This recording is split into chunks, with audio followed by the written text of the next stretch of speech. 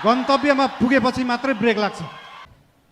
आज विभिन्न विशिष्ट अतिथिहरूले विभिन्न सल्लाह दिनुभएको छ, शुभकामना दिनुभएको छ, सुझावहरू पनि दिनुभएको छ, चिन्ता पनि लिनुभएको छ।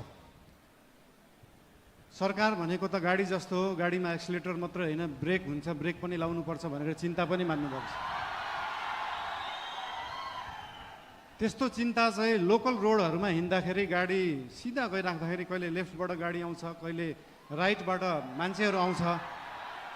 तर हाम्रो गाडी लोकल रोडमा हिँडेको गाडी होइन, हाम्रो एक्सप्रेस वेमा हिँडेको गाडी हो। गन्तव्यमा पुगेपछि मात्रै ब्रेक लाग्छ। गन्तव्यमा पुग्नुभन्दा अगाडि ब्रेक लाउन जरुरी हुँदैन।